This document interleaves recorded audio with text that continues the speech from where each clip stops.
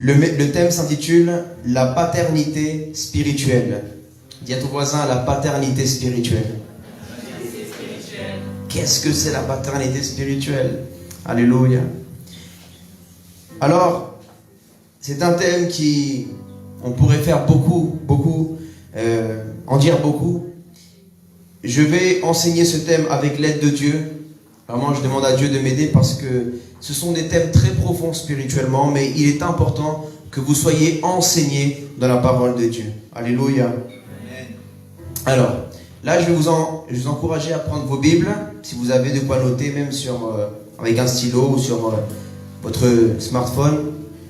Je vous encourage à noter les passages bibliques que je vais communiquer, et même si vous voulez prendre note du message. Il existe 4 types de paternité et notre vie sera influencée en bien ou en mal par rapport à qui aura été notre père et notre mère. Amen. Tu peux noter la première paternité qui existe dans la vie d'un être humain et la plus importante est celle de Dieu, notre Créateur. Amen. La paternité avec un grand P, celle de Dieu, notre Père, avec un grand P. Éphésiens chapitre 1, verset 5, version Louis II 21. Il nous a prédestinés à être ses enfants adoptifs par Jésus-Christ. C'est ce qu'il a voulu dans sa bienveillance. Amen. Il nous a prédestinés à être quoi? Ses enfants. Donc Dieu a des enfants. Dieu est un père. Il est plus qu'un créateur, qu'un juge. Il est un père. Alléluia. Et il nous a adoptés. Lorsqu'on adopte quelqu'un, c'est parce qu'il n'est pas notre enfant à la base. Mais il nous adopte. Et là, il nous adopte par son Fils Jésus-Christ qui, lui, reconnaît la paternité de Dieu et qui, lui, est un vrai Fils de Dieu par l'obéissance. Alléluia. Parce qu'à la base, en Adam et Ève, nous étions des fils et des filles de Dieu. Mais nous avons perdu cette paternité à cause de la désobéissance. Nous nous sommes détachés, déliés de cette paternité et le diable en a profité pour nous adopter pour un peu de temps. La Bible dit que le diable est le père du mensonge. Lorsque nous marchions pendant des années dans le péché, dans le mensonge, dans toutes les choses mauvaises, nous manifestions par nos œuvres et par nos paroles que nous étions des enfants du diable. Mais lorsque nous nous sommes repentis de nos péchés, nous avons manifesté par nos œuvres et par nos paroles que désormais nous sommes enfants de Dieu par notre Seigneur Jésus-Christ. Amen. Allons dans Galates, la lettre aux Galates, chapitre 3, verset 26. Vous êtes tous fils de Dieu. Là, il parle à des chrétiens. Vous êtes tous fils de Dieu par la foi en Jésus-Christ. En effet, vous tous qui avez été baptisés en Christ, vous vous êtes revêtus de Christ. Il n'y a plus ni juif, ni non-juif. Il n'y a plus ni esclave, ni libre. Il n'y a plus ni homme, ni femme. Amen. Il n'y a plus quoi? Ni homme, ni femme. Qui est venu abolir l'esclavage? Jésus. Il a dit, il n'y a plus ni libre, ni esclave. Si vous appartenez à Christ, vous êtes donc la descendance d'Abraham. Vous êtes héritier conformément à la promesse. Alléluia. Donc, là, nous voyons que Dieu fit une alliance avec les êtres humains. Alors que nous étions séparés de Dieu, Dieu aurait pu nous laisser comme ça, séparés de lui. Mais il est amour, il est tellement amour. Il nous aime tellement que même l'amour d'un père et d'une mère ne pourrait même pas comprendre l'amour de Dieu. Parce que l'amour d'un père et d'une mère, au bout d'un moment, elle est fatiguée. Combien de fois on n'a pas entendu des mamans dire « J'en peux plus de mon fils, c'est bon. Faites ce que vous voulez avec lui. » Ou un père « Je veux plus savoir de lui. » À cause qu'il est tellement de fois parti en prison, fait des dégâts, fait du mal. L'amour de l'homme, l'amour de l'être humain est un amour limité. Et même si une mère ou un père aime de tout son cœur son enfant, ça reste un amour humain. Mais l'amour de Dieu est un amour divin, un amour illimité, que même lorsque nous persévérons dans un péché, il continue, tant que nous avons le souffle, il continue de nous encourager et nous dit, ma fille, mon fils, repens-toi, car je veux te sauver et te donner mon héritage. Amen. Ça, c'est la première paternité la plus importante. La deuxième paternité, c'est la paternité de votre père biologique. Alléluia. Nous sommes dans une société, et aujourd'hui dans le monde, à partir même du péché, la mort est entrée. Lorsque la mort est entrée par la désobéissance de l'homme, elle est entrée dans les familles, elle est entrée dans les finances, elle est entrée dans la santé, dans le corps, elle est entrée dans les relations.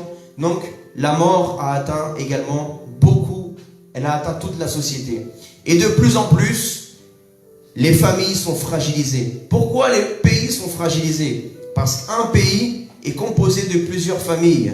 Et chaque famille est composée d'un père, d'une mère et des enfants. Et de plus en plus, il y a de la fragilité dans les familles. Et de plus en plus, ce monde, lorsque encore plus on n'a pas l'amour de Dieu, l'amour du vrai Père en nous, on ne sait pas être un bon Père. Lorsqu'on n'a pas en nous-mêmes l'amour du véritable Père, qui nous enseigne à être des bons pères et des bonnes mères pour nos enfants. Alors, il y a beaucoup d'enfants qui grandissent sans papa. Il y a beaucoup d'enfants qui grandissent sans maman. Et ça fait des enfants qui n'ont pas d'exemple à suivre. Ça fait des enfants qui n'ont pas d'identité paternelle et maternelle. Et ça fait des enfants qui, comme ils n'ont pas d'exemple, alors ils suivent les exemples des grands du quartier, des femmes qui passent, peut-être des chanteuses, des actrices, et ils suivent cet exemple-là. Et comment suivre l'exemple d'un père lorsque notre père a été alcoolique, lorsqu'il a été un drogué, lorsqu'il était un homme qui battait sa femme, lorsqu'il a été peut-être un homme qui donnait sa vie à tellement de choses et qui n'a pas été présent? On ne veut pas ressembler à ce père. Et en tant que fille, lorsqu'on a eu une mère peut-être qui s'est donnée à plusieurs hommes, lorsqu'on a été une mère peut-être qui a abandonné, qui n'a pas été là quand tu en avais besoin, qui a permis que certains abusent de toi lorsque elle aurait pu te protéger. Comment voudrais-tu être comme cette maman? Nous n'avons pas été des bons pères et des bonnes mères qui donnons envie à nos enfants de nous ressembler. Mais bien heureusement que nous avons Dieu notre Père, en qui nous pouvons vraiment être sûrs de suivre le meilleur exemple. Et il nous donne l'exemple parfait. Alléluia. Et voilà l'importance d'un père spirituel, et je le parlerai tout à l'heure, c'est que le rôle d'un père spirituel est de ressembler le plus à Christ. Parce que la Bible dit que celui qui a vu le Christ a vu le Père. Et le Père vit dans le Fils, et le Fils vit dans le Père. Ce sont des révélations très puissantes.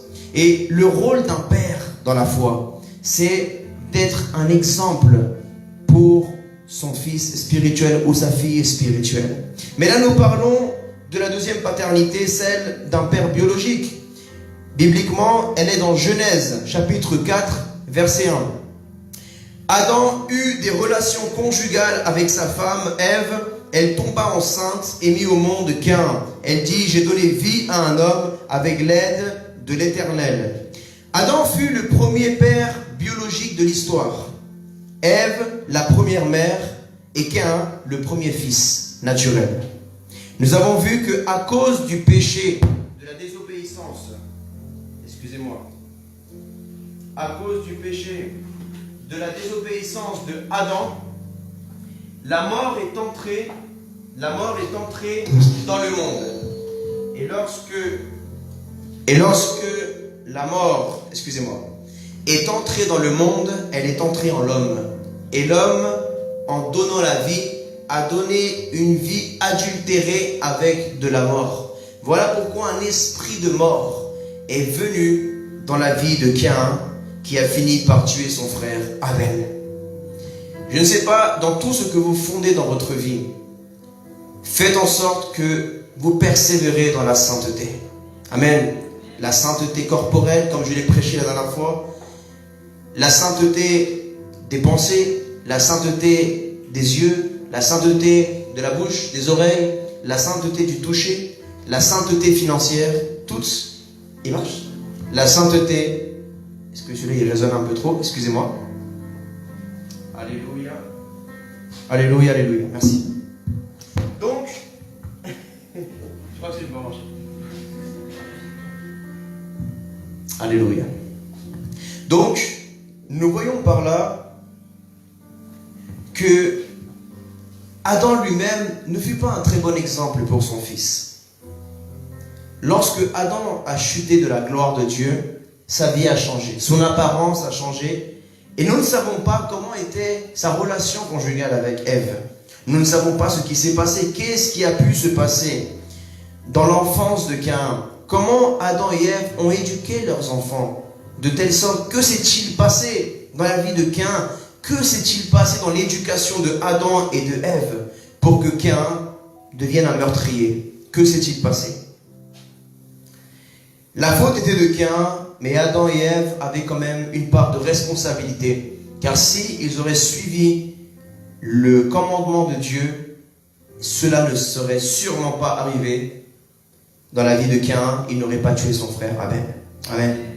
Donc là, nous voyons l'importance du rôle que joue la paternité et la maternité dans la vie d'un enfant. L'importance que toi, en tant que père et que mère, ton rôle a à jouer dans la vie de ton enfant. Tu peux vraiment changer la vie de tes enfants. Car la Bible dit que si tu éduques tes enfants dans le chemin de l'Éternel, même quand ils grandiront, ils ne s'en éloigneront pas. Alléluia. La troisième paternité est la paternité d'un père adoptif ou celle d'un beau-père. Bibliquement, elle existe. Allons ensemble dans Matthieu, chapitre 1, verset 16. La paternité adoptive n'est pas à la base le plan parfait de Dieu. Dieu l'a permis, elle a existé à cause de la désobéissance. Mais si il y aurait eu l'obéissance dès le début, cette paternité n'aurait pas existé. Mais Dieu, la Bible dit, tout concourt au bien de ceux qui aiment Dieu. Dieu finit toujours par manifester sa gloire. Et même dans la vie de Jésus, Jésus ayant eu un beau-père. Et oui, Jésus a eu un beau-père, un père adoptif, Joseph. Matthieu chapitre 1, verset 16. Jacob eut pour fils Joseph, l'époux de Marie, de laquelle est né Jésus. Excusez-moi. Oui, c'est bon. Qu'on appelle le Christ. Le Christ, ça veut dire le Messie en grec. Quand on dit Jésus-Christ, on est en train de dire Jésus le Messie. Il y a donc en tout 14 générations depuis Abraham jusqu'à David. Et 14 générations depuis David jusqu'à la déportation à Babylone. Et 14 générations depuis la déportation à Babylone jusqu'au Christ, jusqu'à Jésus. Voici de quelle manière arriva la naissance de Jésus-Christ, Marie, sa mère. Donc, la mère de Jésus a eu une influence sur son fils Jésus-Christ. Marie, sa mère, était fiancée à Joseph. Or, avant qu'ils aient habité ensemble, elle se trouva enceinte par l'action du Saint-Esprit de Dieu. Amen. L'exemple de Joseph et de notre Seigneur Jésus-Christ est très intéressant. Car Jésus est fils de Dieu par le Saint-Esprit de Dieu. Mais il est fils de l'homme par Marie, sa mère. Jésus est descendant d'Abraham par Joseph, son beau-père.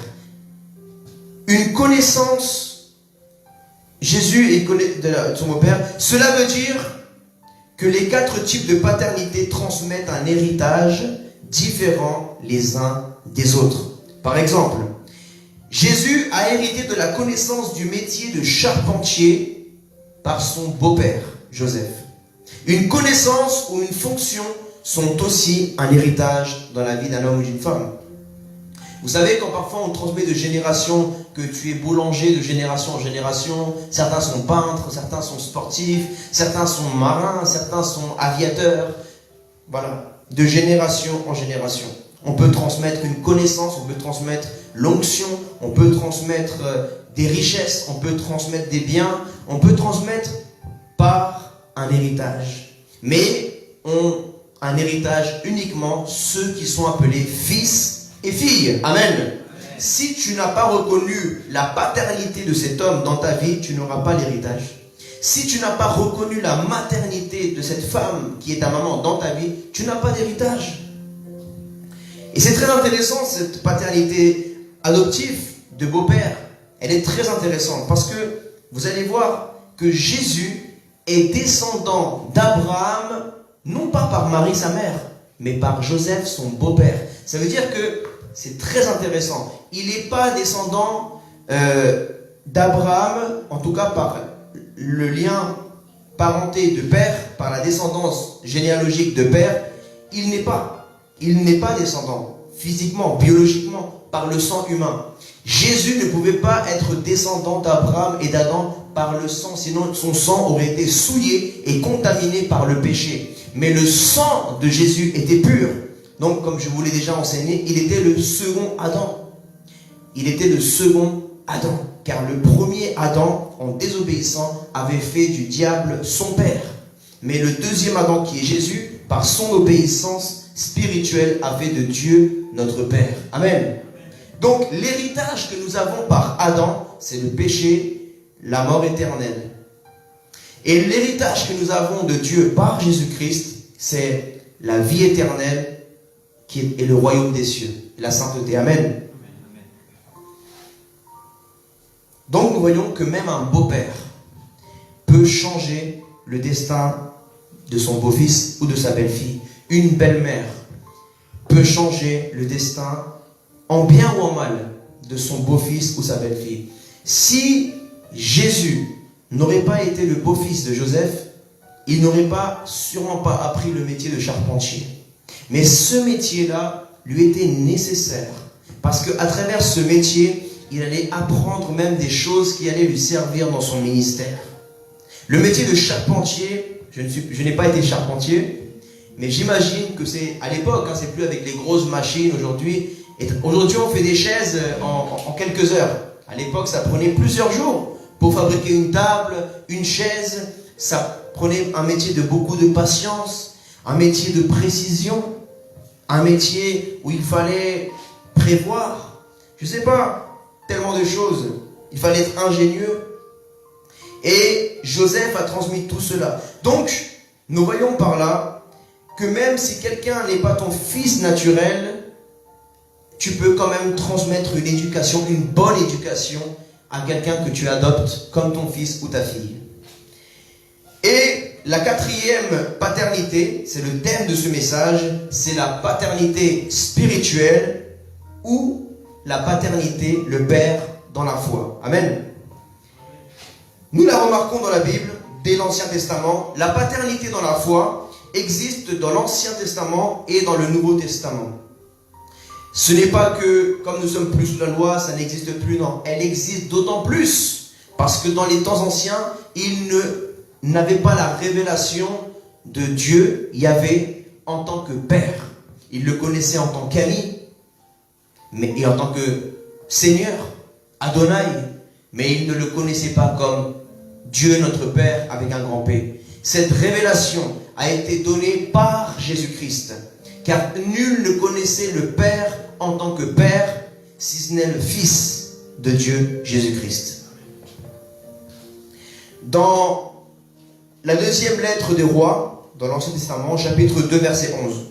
2 Rois, chapitre 2, verset 11, il est écrit: alors qu'ils continuaient à marcher tout en parlant, là c'est l'histoire de Élie et d'Élisée, un char et des chevaux de feu les séparèrent l'un de l'autre. Et Élie monta au ciel dans un tourbillon. Élisée regardait tout en criant quoi? Mon père, char et cavalerie d'Israël. Puis il ne le vit plus. Il prit alors ses habits et les déchira en deux. Il ramassa aussi le manteau qu'Élie avait laissé tomber et repartit. Il s'arrêta sur la rive du Jourdain. Verset 14. Il prit le manteau qu'Élie avait laissé tomber et il en frappa les eaux. Il prit quoi? Le manteau. Le manteau qu'Élie avait laissé tomber. Et il en frappa les eaux, et il dit, où est l'Éternel, le Dieu d'Élie? Lui aussi, il frappa les eaux qui se partagèrent, ça et là, et Élie passa. La même onction de son père avec un petit p, de son père dans la foi, ou de son père spirituel. Élisée a réussi à avoir le manteau d'Élie, parce qu'il a honoré la vie de son père spirituel. Il l'a reconnu comme son père dans la foi, et comme il a honoré, il a reçu l'onction qu'il a honorée. Amen. Quand tu déshonores une onction, tu ne reçois pas l'onction. L'onction, c'est la présence de Dieu. Aujourd'hui, par exemple, je vais le développer encore plus. Pourquoi les juifs et les musulmans, la religion qui représente la religion, n'ont pas reçu l'onction du Saint-Esprit? Parce qu'ils ont déshonoré la paternité de Dieu. Comme ils ne reconnaissent pas la paternité de Dieu, ils ne peuvent pas recevoir l'héritage de l'onction de Dieu dans leur vie. Et c'est l'onction du Saint-Esprit qui nous sauve et qui nous consacre pour la vie éternelle. Alléluia. Le manteau dont il parle, il y a deux types de manteaux. Il y a le manteau du ministère, le manteau de l'onction, mais dans le monde spirituel, il y a le manteau du Christ. C'est le manteau de la justification lorsque nous sommes revêtus du Christ. Car le manteau de Adam est un manteau de honte, un manteau de mort. Mais le manteau de Jésus-Christ est un manteau de sainteté, un manteau d'obéissance et de vie. Alléluia. Acclame le Seigneur Jésus-Christ. Vous savez pourquoi Élisée fut un des hommes les plus utilisés prophétiquement, même dans les miracles de l'Ancien Testament? Parce qu'il a été un des hommes, même je crois que l'homme, qui a reconnu, qui a su discerner, il a eu une des révélations de la paternité spirituelle. Vous savez, Josué a été aussi un fils spirituel de Moïse. Mais la différence, c'est que Josué ne considérait pas Moïse comme père, mais uniquement comme maître. C'est très important ce que je vais vous dire. Dans tes paroles, tout ce que tu diras de tes paroles et tu le crois dans ton cœur sera fait. C'est vrai? Amen. Si tu dis père, tu es en train de déclarer une parole dans le monde spirituel. Quand tu dis fils, fille, tu es en train de déclarer une parole dans le monde spirituel. Jésus a dit, vous n'êtes plus mes serviteurs, vous êtes mes amis. Amen. Et en vérité, j'aimerais aller plus loin. Nous ne sommes plus des serviteurs de Dieu. Nous sommes ses fils et ses filles. Bien sûr que nous sommes serviteurs dans le sens où nous le servons, mais un père, un fils, c'est dans la logique de la nature humaine, un fils doit servir son père. Mais il n'est pas un serviteur. Il y a les serviteurs, mais il y a les fils et les filles. Alléluia. La différence entre quelqu'un qui se considère serviteur de Dieu, comme le juif et le musulman qui représentent la religion, c'est que le serviteur n'a pas l'héritage, mais le fils et la fille ont l'héritage. Jésus l'avait dit, il a enseigné cela. Il a enseigné. Et d'ailleurs, Abraham n'avait pas d'enfant. Avant même d'avoir Ismaël et d'avoir Isaac, il n'avait que des serviteurs. Et il vivait frustré parce qu'il avait beaucoup de richesses. Et il disait, à qui vais-je donner mon héritage? Je n'ai que des serviteurs. Et un jour, il parlait avec Dieu et il disait, Seigneur, Adonai, à qui vais-je donner mon héritage? Je n'ai qu'un serviteur en qui il avait mis toute sa confiance, qu'il formait. Il le considérait comme son fils, mais il n'était pas son fils. Il était son serviteur. Et Dieu lui a dit, ce n'est pas lui ton héritier. Ton héritier sortira de toi. Au moment où tu commenceras un jour à engendrer spirituellement des fils et des filles dans la foi, des disciples. Amen. Qui sortiront de toi, qui sortiront de ton ministère, qui sortiront de tes enseignements que Dieu t'aura donné, qui sortira de ton onction. Alléluia.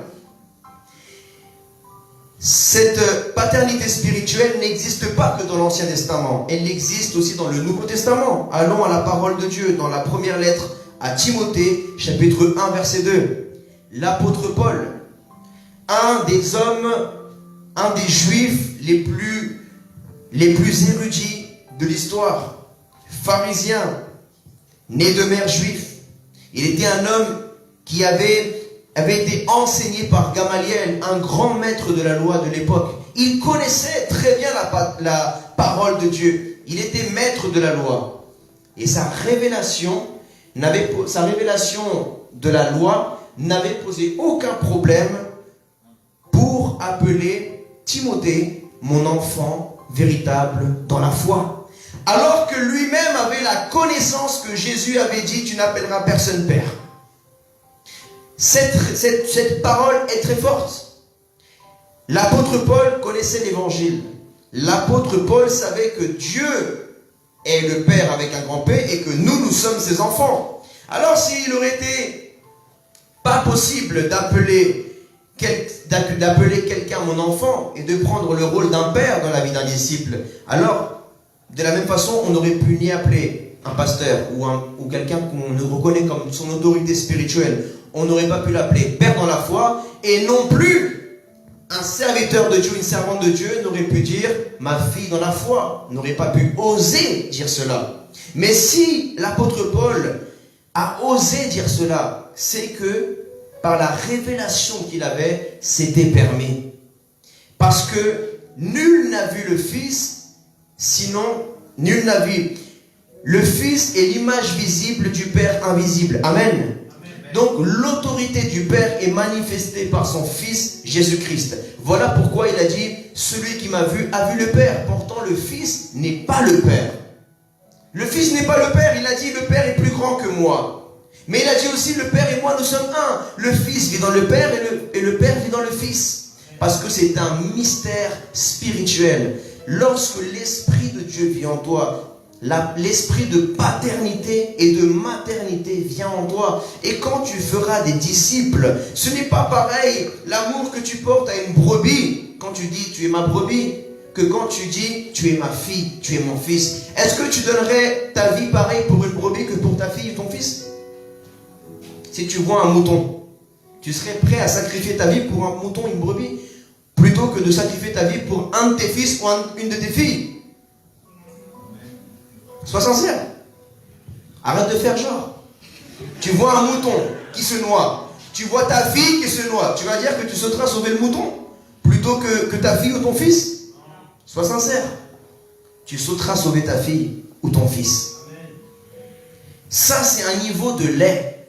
C'est le lait. Mais après, il faut la viande. Quand tu viens de te convertir, tu vois les brebis, le berger. Mais quand tu pousses plus loin, tu vois les fils, les filles, et le père et la mère. C'est comme quelqu'un qui vient, quand tu évangélises un musulman, quand tu présentes l'évangile à un musulman, tu ne peux pas lui dire directement, Jésus est fils. Ça, c'est de la viande pour lui. Ça, c'est un kebab.